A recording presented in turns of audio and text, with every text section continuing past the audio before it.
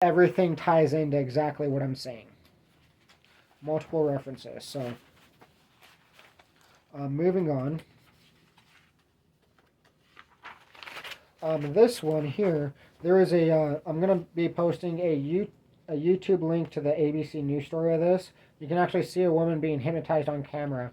And a higher lawyer hypnotized 6 female clients and then molested them. Now he's going to prison. So what happened in this one? Um, in that video on the ABC News story was he he told the woman that he was walking her through a breathing exercise, and then you hear him snap his fingers. He walks her over to his couch, and then so this was actually recorded.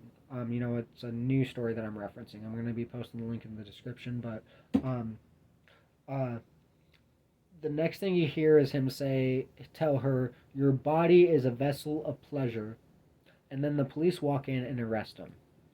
So, that's the only news story that I've seen that had undeniable evidence of hypnosis not just existing like in a stage show, right? But undeniable evidence of hypnosis being used to abuse somebody, which, I mean, especially in that type of context where an arrest was made live on the camera, um, in the situation. Like, hypnosis is not just real, it can also be used to abuse a person. They also say that they have a lot of myths and rumors about hypnosis. For one, saying that hypnosis is safe. Hypnosis, in and of itself, is safe, yes. Just the just what hypnosis is, but that doesn't mean that you can't be abused with hypnosis. So, like, for example, like if you're walking, right? Walking is safe, but like if you walk off a cliff, that's not safe, right? If like just a couple of simple examples, like eating food is safe, but if you eat a poisonous berry, that is not safe, right? And I mean, like these are just very very simple things. Um, Simple examples like so I mean it's not eating in itself that's dangerous, right? Eating is safe, but I mean they don't include the context, oh, but if you eat a poisonous berry you're going to die, right? Or saying walking is totally safe, but if you walk off a cliff you're going to die, right? Well, I mean, hypnosis is completely safe, but if the person abuses you with hypnosis, I mean, it's not safe anymore. That's to clarify the myth, right? Because the hypnosis in and of itself is not harmful or dangerous. Has very few side effects, and then so there's some more. And then another myth about hypnosis. That's what I was gonna say. The hypnosis is inhibiting me so much. Sorry about that. The hypnosis is really inhibiting me. I don't know if I want to talk about it right now because of the hypnosis inhibiting my ability to speak. This is ridiculous. The other myth being you can't. I think it was that you can't be abused with hypnosis. Something along those lines. Hypnosis can't make you do something that you don't want to do. In the video and in the news story, it actually clarifies. So that not only so it actually clarifies that the rule with hypnosis. This is what the news reporter says, and I agree to an extent, but I'll clarify. So, hypnosis can't make you do something against your will completely, but it can change what you want to do. And that's why in the video he's caught on camera saying your body is a vessel of pleasure. So, any skeptics about hypnosis should really watch the video. Because, I mean, it's actually dangerous misinformation to believe what you're believing, that hypnosis isn't even real. And then to believe that hypnosis can't be used to make a person do something against their will, or that hypnosis is not dangerous. Those are also very dangerous myths um, that are causing a serious danger to public safety. And then next, sorry about that. Next, what I was going to clarify. So there are certain things like, for example, when I'm talking about hypnosis inhibiting my ability to speak and hypnosis repressing my memory, those are completely involuntary. No free will at all whatsoever, non-existent. So in that context, it is a complete lie to say that hypnosis can't make you do something against your will. It is a complete lie. Straight outright lie. Now, in the other context, like saying, if you hypnotize somebody to go rob a bank, or to do something sexual as well, right? Well, in that context, you do have the free will, right? But at the same time, like, you don't have the control over your feelings.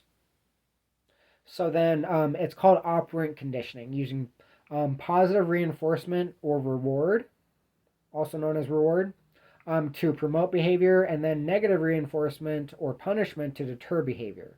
So, um, like there is an extent of control there, technically, but at the same time, it's not. It's still abuse, straight out. It's still abuse. They don't have any direct laws about it currently, so I believe he was charged with kidnapping, which isn't necessarily I wanted to make, I wanted to just directly approach hypnosis itself and make laws about it, saying that, abusive hypnosis should be a second-degree felony, involuntary hypnosis should be a third-degree felony, involuntary hypnotic seal should be a second-degree felony. So, basically, like, directly approaching the concept of what hypnosis is. And, so it's not an isolated incident either, unfortunately. But I'm gonna go ahead and just start proceeding. This was a U.S. Air Force Project RAND. So this is like a research corporation for the U.S. Air Force. They even specify here. So these views, conclusions, and recommendations expressed herein do not necessarily reflect the official views or policies of the United States Air Force.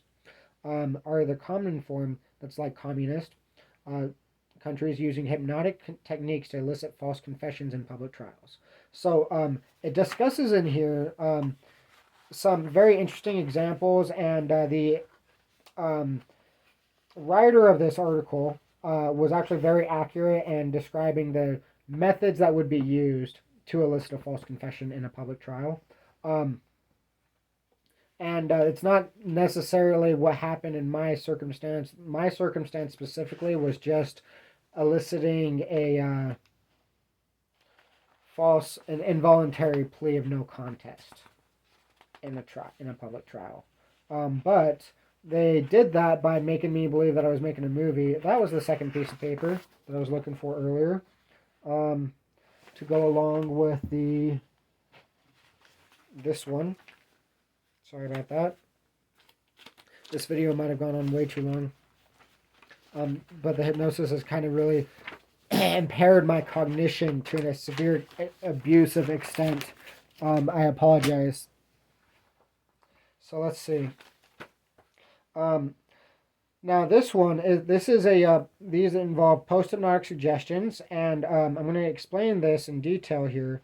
So Charlie Sheen, of course, is the actor, and I'm not doing this in an attempt for defamation by any means. This is like literal. They're using his name actually. They used his name to just. I'll explain it, but this is a. Wow, the hypnosis isn't hitting me a lot right now. Okay, so, anyways, AIDS, not AIDS, personal trainer, and dietitian. So it's a reference to a joke from a cartoon called South Park. I guess I didn't write Park in there, but in which the former commercial actor for Subway, Jared, claimed he didn't lose all the weight he lost just from eating Subway. He got AIDS to help him lose weight. A personal trainer and dietitian. He had assistants. It's a joke and a metaphor. Do you get it? So with that, my mom has bare her mental health aides. She has assistants, and that is what I mean. That's what I'm referencing earlier, and then this will explain even more of that. So, because it relates to the malpractice case against Bear River, and it's the same analogy, the same metaphor. There's also this. Okay, go ahead and just get into this. So, Charlie Sheen has AIDS. So, this was cued All right, I'll just start reading it. Hold on a second. I began folding and rolling a raw cigarette filter to roll a joint, and it was a cue to think, no, Matt, don't do that. That lets it out. I felt confused, ignored the suggestion, and proceeded to finish rolling the crutch anyways. As I proceeded to finish rolling the crutch, I was cued to think, wait, Matt, Charlie Sheen has AIDS. To which I responded with even more confusion, thinking, what does that have to do with anything? And proceeded to attempt to finish rolling the crutch. Again, next, I was cued to think, wait, Matt, Charlie Sheen has AIDS, or in other words, if anyone finds out, he can hire big men to break your legs, referring to finding out about me being hypnotized, right? Um, and, or actually, more mostly referring specifically to me like being scared of the post-hypnotic suggestion, right? Because if I thought AIDS was scary, then like it was, they this is what they did to intimidate me, like making me think that I was making Charlie Sheen seem scary because I made AIDS seem scary. Um, so then they told me that he threatened to break my legs, which he didn't. But regardless of such, um, and and then let's see. So then I was also and then I was cued to think, wait, Matt, Charlie Sheen affiliates with cartels, like drug cartels. And drug cartels are also notorious for becoming violent in certain criminal activities. So I thought about the situation and how Charlie Sheen was very notorious for his cocaine use, and that he very possibly could obtain cocaine from a cartel and could very possibly have connections to people who could break people's kneecaps or legs. Because I recalled a memory of my mother telling me how my dad was hanging out with people who broke people's kneecaps, and this was a very similar analogy to a South Park episode.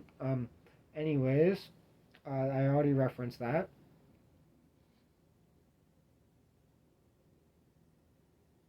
And let's see. So this was used as a method of manipulating my behavior. I was cued to think that Charlie Sheen was going to break my legs for acting scared and hyperventilating because of his AIDS. Um, because it would make his sex life seem scary, as well as how acting scared and hyperventilating was bad acting for my movie.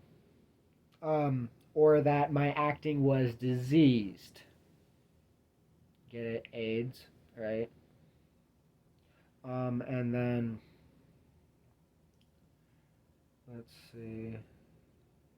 They also hypnotized me to think that if I acted scared of Charlie Sheen's AIDS, that it was like putting Charlie Sheen in a condom because it would make girls scared of contracting AIDS from him, and that Charlie Sheen's AIDS were going to break my legs if I put him in a condom. I was hypnotized to think this was an attempt to help me improve my diseased acting for my movie. Due to the abuse and threats I experienced from the hypnosis, I was very scared of G-Eazy, and I was hypnotized to think that G-Eazy was also threatening to break my legs if I made his music seem scary, and I was hypnotized to think G-Eazy was threatening to break my legs if I made his music seem scary. I already said that. That was repetitive. Alright, okay, anyways. And I was also hypnotized to think G-Eazy was a gangster while listening to one of his albums in an attempt to make him appear more scary and deter me from listening to his music because they wanted me to think that he was threatening me for listening to his music and being scared of him at the same time. That's bad. But anyways, I was hypnotized to think that if I didn't drink, do drugs, and party, that my sex life would be a comedy, and that if I didn't drink and do drugs for fun or used alcohol or drugs to self-medicate my medical conditions, that my sex life would be a comedy because nobody wants to see a movie about someone taking medicine for medical conditions. I mean, it makes sense, right? That's also another reason why they said, like, um, why they told me to say that I want Valium or I want Klonopin when I went to if I ended up going to the emergency room instead of saying I need it. Um, I was also hypnotized to think that I had to drink at least one beer every day in public, or G-Eazy would break my legs. I was also hypnotized to think that I had to drink at least one beer every day. I repeated that twice. Wow. Okay. And then there are some other things in here, but and it references quite a bit, and it gets pretty crazy. Um, it's a little bit more than I wanted to get into right now, although it does definitely provide great context for the entire situation. Let me see.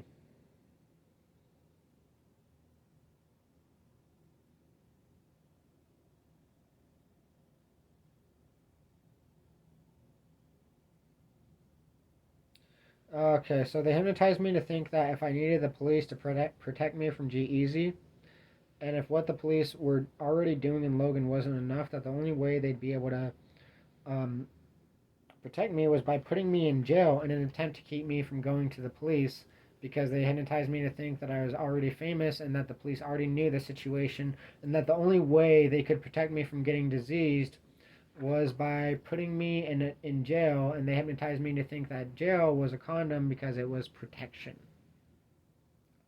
I remember after going to jail that Christine Price. Okay. Um.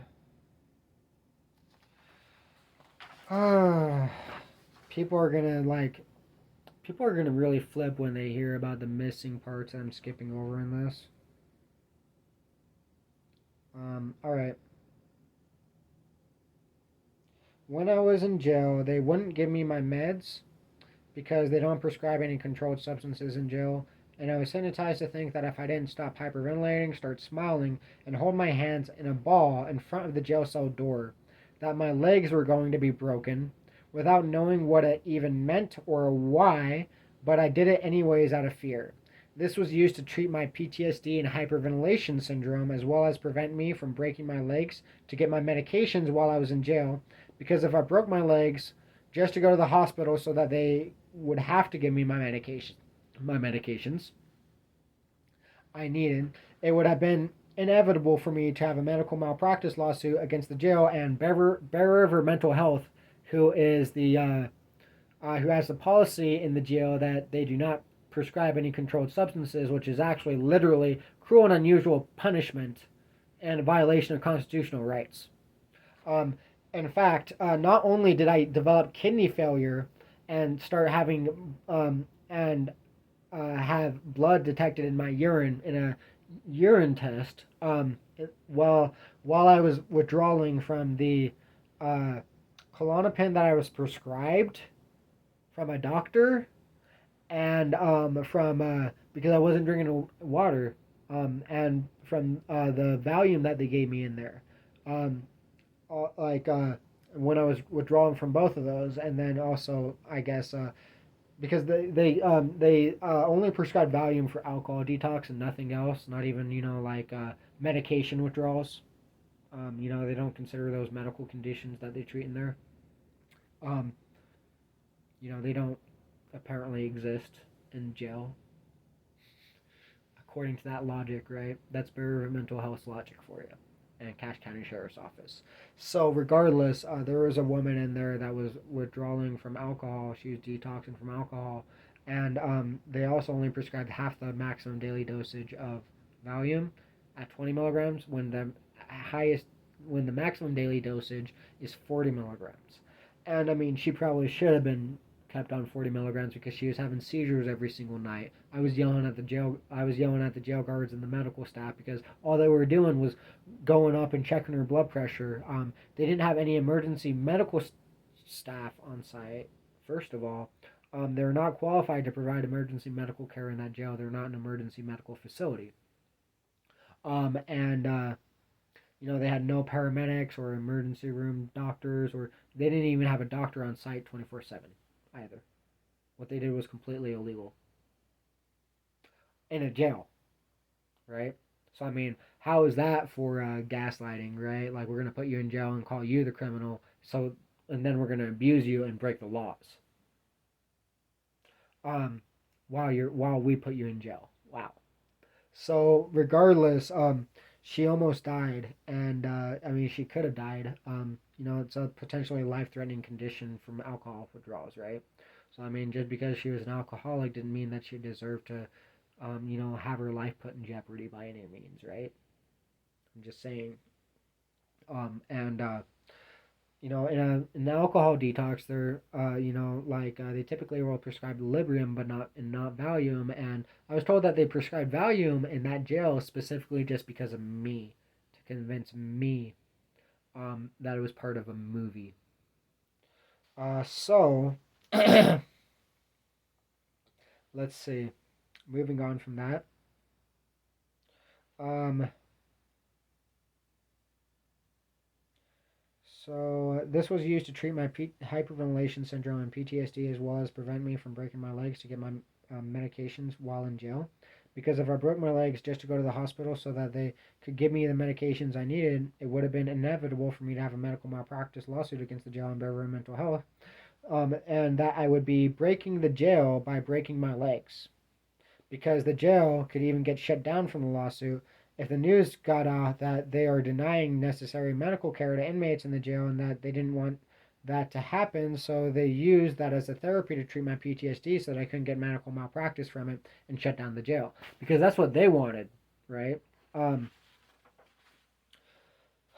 I also remember Christine Price told me the doctors hoped that I would break my legs and become crippled like my dog did when I was experiencing catalepsy from sleep deprivation after being taken off my sleeping medication, Ambien.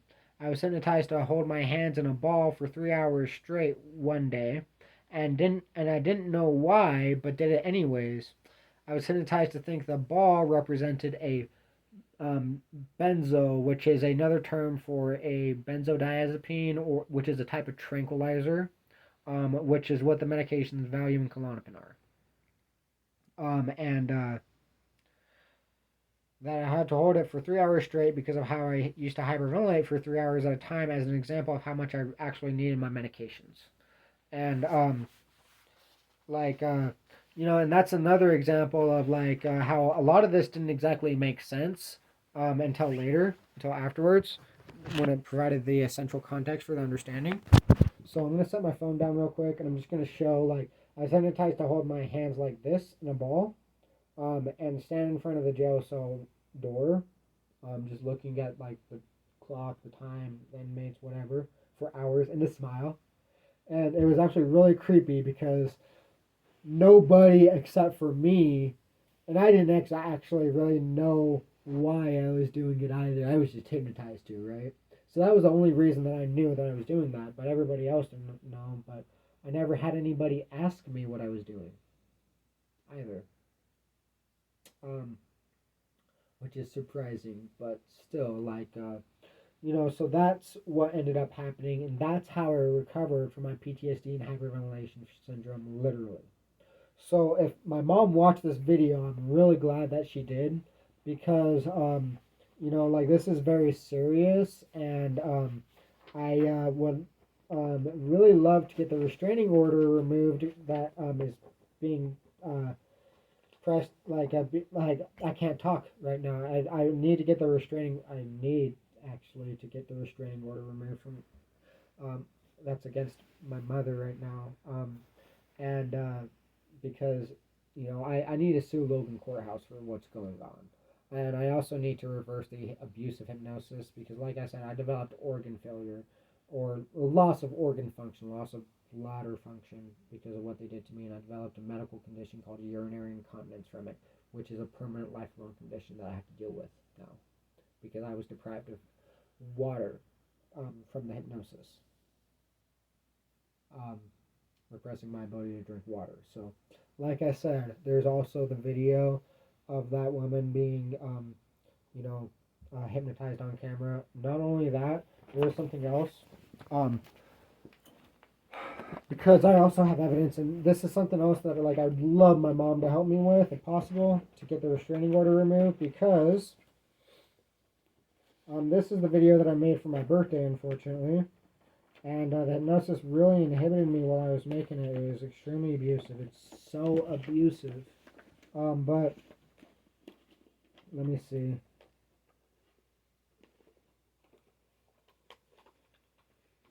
Regardless of such, my mom didn't even request for a restraining order. And I know that it would be pretty simple for her just to be able to call the courthouse and I mean, she could also demand and threaten to press charges and everything along those lines if she didn't have the restraining order immediately removed so that she could talk to me and find out what the hell is going on. Um, Let me see. Ah, it's right here. So I have also evidence right here. Well, I mean, I have my own video recordings. Forgot about that. But I don't have access to them at the moment. Give me just 1 second to explain it. So this is from rhombussystems.com. They are a business that sells security camera equipment to hospitals, businesses, etc. So how do you ensure video surveillance is HIPAA compliant? So I was hypnotized in Jordan Valley Medical Center. I was hypnotized in Jordan Valley Medical Center's emergency room twice, involuntarily, by a social worker. She kept waking me up after I fell asleep, and then she hypnotized me.